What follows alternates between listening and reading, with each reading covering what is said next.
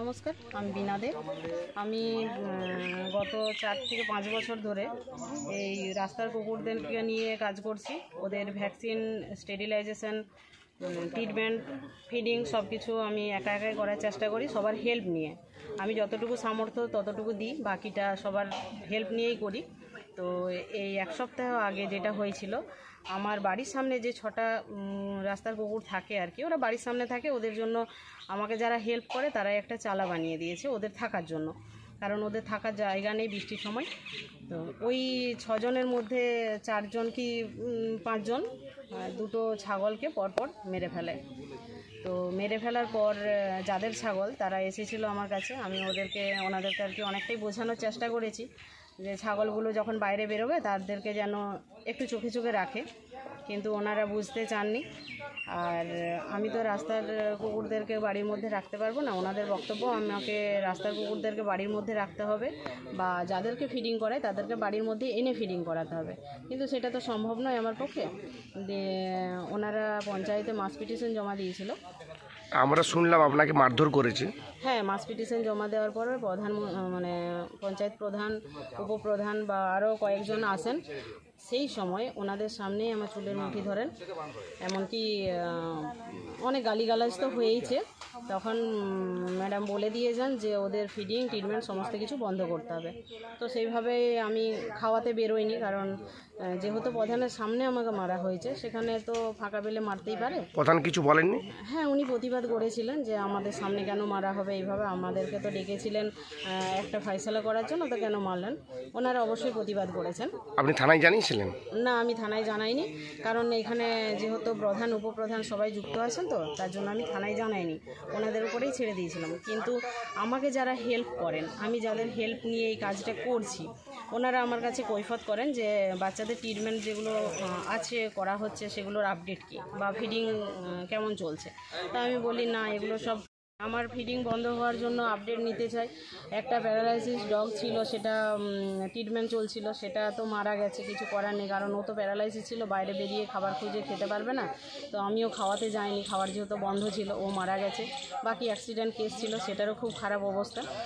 যারা মারছে তারা কি আপনাদেরই প্রতিবেশী? হ্যাঁ, আমার প্রতিবেশী। আপনি তাদের চেনেন? হ্যাঁ, চিনি, আমার বাড়ির পাশেই বাড়ি।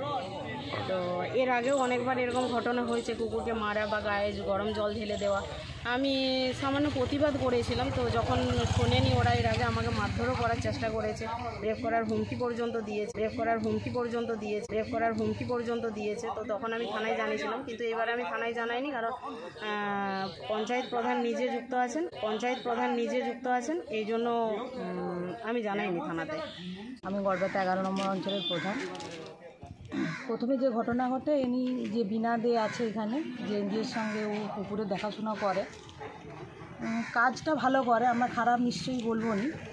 তো একটা কথা, এখানে পাবলিকে মানে যারা ছিল তাদের নাকি ছাগল দুটো খেয়ে নিয়েছিল, মানে আমি যেটা জানি এর আগেও নাকি 2-3 জনের খেয়ে নিয়েছিল, সেটা আমার কানে আসেনি। তো একটা টোটোও নাকি নষ্ট করে দিয়েছিল। দিয়ে যেদিন ওই ছাগল দুটো খেয়ে নেয়, সেদিন এখানে যাদের খেয়েছিল তাদের বাড়ির সবাই মিলে আমার অফিসে যেয়ে রীতিমতো মানে বলাবলি করে এই ব্যাপার। আমরা শুধু বলেছিলাম ঠিক আছে বিকেলবেলায় যাব। দিয়ে আমি, আমার উপপ্রধান বা আমার পাড়ার যে লোকজন ছিল তারা সবাই মিলে আমরা বিনার মানে বাড়ির এই কুকুরকে কেন্দ্র করে, কুকুর ছাগলকে কেন্দ্র করে ওনাকে শুনলাম মারধর করা হয়েছে, এমনকি রেপ করারও হুমকি দিয়েছে। এটার বিষয়ে আপনি কিছু জানেন? না, এটা আমি জানি না। মার মানে আমি থাকাকালীন মার মেরেছিল, কিন্তু আর আগের যে আপনি যে কথাটা বললেন সেই কথাটা আমার কানে পৌঁছায়নি বা ওটা বলেনি, আমার কাছে বলেনি। এবার ওর কাছে বলেছে নাকি সেটা আমি অবগত। গ্রামবাসীদের এখানে আসবে শুনলাম, গ্রামবাসীদের উদ্দেশ্যে আপনি কিছু বলবেন? গ্রামবাসীদের উদ্দেশ্যে আমি একটা কথাই বলবো, দেখুন এখানের সাধারণ গরিব মানুষ, তো মানে ওরা যেটা করছে ওরা ভাবছে আমাদের দিক থেকে আমরা ঠিক করছি, কিন্তু বিনা যেটা করছে আমি বলবো ওটাও ঠিক কাজ করছে, খারাপটা নিঃসন্দেহ নয়।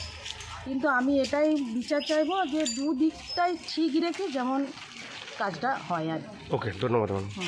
এই জায়গাটার নাম হচ্ছে গড়বেতা হাই স্কুলের ঠিক পেছনের দিকের একটা গ্রাম। আপনার নাম? সুভাশিস মান্না। আমি ওই হার্টস অফ এনিম্যালস থেকে এসেছি শিবুদার সাথে। ব্যাপারটা হচ্ছে স্ট্রিট ডগ বা এগুলো তো পরিবেশেরই একটা অঙ্গ। এদেরকে মানে সব কিছুই যেন থাকে একটা মানে সামঞ্জস্য রেখে এই অনুরোধ করতে চাই আর কি এলাকাবাসীর মধ্যে, যে স্ট্রিট ডগকে একদম মেরে দেবো একটা ছাগলের উপরে। হ্যাঁ, সত্যি একটা অর্থকারী মানে ওই ব্যক্তি কিছুটা আর্থিক উন্নতির জন্য ছাগলটা চাষ করেছিলেন, অবশ্যই বাস্তব কথা, কিন্তু ছাগলটা ক্ষতি হয়ে গেছে এটাও যেমন সত্যি। তাহলে ওই জন্য যে টোটাল পরিবেশের এই স্ট্রিট ডগের উপরে চড়া হব, বা যে এই কুকুরগুলোকে স্ট্রিট ডগগুলোকে, তার ব্যক্তিগত কুকুর না, স্ট্রিট ডগটাকে উনি একটু ভালোবাসেন, পরিচর্যা করেন, একটু এই পরিবেশের এই সমস্ত কুকুরগুলোকে একটু দেখেন। তো এই জন্য ব্যক্তিকেন্দ্রিকভাবে ওনার উপরে যাতে এই ধরনের প্রবলেমগুলো যাতে না আসে, এই আলোচনা করার জন্যই আজকে মূলত আসা ওনাদের সাথে। আমরা ওনাদের মতো করে কি বলতে চান, বা যাতে সব কিছু ব্যাপারটাই থাকে সমাজের মধ্যে, ছাগল থাকবে, ছাগলের চাষ থাকবে, মুরগি থাকবে, এবং স্ট্রিট ডগগুলোও যেন ভালোভাবে থাকে, এই জন্যই। আচ্ছা, ম্যাডাম যিনি বললেন ওনার গায়ে হাত দেওয়া হয়েছে, তো আপনারা কোনো স্টেপ নেননি বা কোনো থানায় অভিযোগ করেননি? থানায় অভিযোগ আমরা করিনি, কারণ কোথাও কোনো ক্রুয়েলটি কেস হলে বা যারা কুকুরকে খাবার দেয় তাদের উপরে কোনো রকম টর্চার হলে আমরা প্রথমত লোকালের যে ডিসিশন হয় তার উপরে মাঝে মধ্যে ছেড়ে দিই। কারণ আমরা যে কোনো কেসে যদি থানা পুলিশকে ইনভলভ করতে থাকি তাহলে 24 ঘন্টায় অনেক কেসই হবে। তো আমরাও চাই প্রাথমিক লেভেল থেকে সেটাকে সলিউশন করা, কিন্তু এক পক্ষ যদি মানতে রাজি না হয়, তার জন্য আজকে আলোচনা সভা ডেকেছি। উনাকে চুলের মুঠি ধরে মেরেছিলেন এবং উনাকে ধর্ষণ করে বলে হুমকিও দিয়েছেন। এরকম একটা সেন্সিটিভ হুমকি, সেটাকে কিভাবে পারিবারিকভাবে আমরা বা সামাজিকভাবে অ্যালাউ করবো জানি না। তো পুলিশকে অবশ্যই সেই ব্যাপারটা দেখতে হবে। পাশাপাশি ওনাকে বলা হয়েছে কুকুরকে খেতে দেওয়া যাবে না। রাস্তার কুকুর আমাদের খাবারের জন্যই বেঁচে থাকবে, এবং তারা এখনও পর্যন্ত ওই কুকুরগুলোর আমরা ভালো করে খোঁজ নিয়ে দেখেছি, কোনো বাইট রেকর্ড নেই। ছাগল বেরিয়েছিল, ছাগলকে মেরে দিয়েছিল। এবার ছাগল যে পুষে যারা, তাদের দায়িত্ব থাকে সেই ছাগলকে বাঁচিয়ে রাখা, কিন্তু সেই ছাগল যদি বাড়ি থেকে কিছুটা দূরে চলে যায়, তখন সেই ছাগলকে কুকুরে অ্যাটাক করতেই পারে। এটা তাদের সহজাত প্রক্রিয়া, এটা আমাদের কন্ট্রোলে নেই। তো আমরা এটা পুলিশ স্টেশনেও জানিয়েছি, বিভিন্ন উচ্চ মহলেও জানিয়েছি, যে ছাগল মুরগি যারা চাষ করে তাদের একটা লিমিটেশন করা হোক, যাতে তাদের আয়ত্তে থাকে সেগুলো। কিন্তু স্ট্রে ডগদের যারা খাওয়ায় তারা আয়ত্তে আনতে পারবে না। এই যে কুকুরগুলো ঘুরছে, এরা কিন্তু আমাদেরকে দেখে না ঘেউ ঘেউ করেছে, আমাদেরকে কোনো দিন দেখেনি।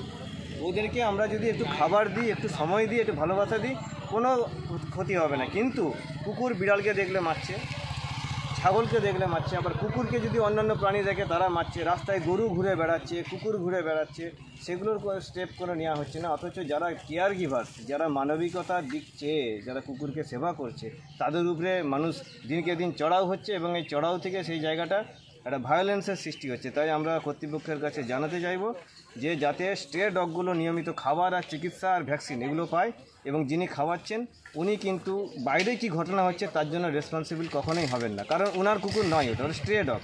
আজকে আমিও 10 কিলোমিটার দূরে গিয়ে কিছু কুকুরকে খেতে দিতে পারি, এটা আমার দায়িত্ব, বাট আমি ওনারশিপে পড়লাম না।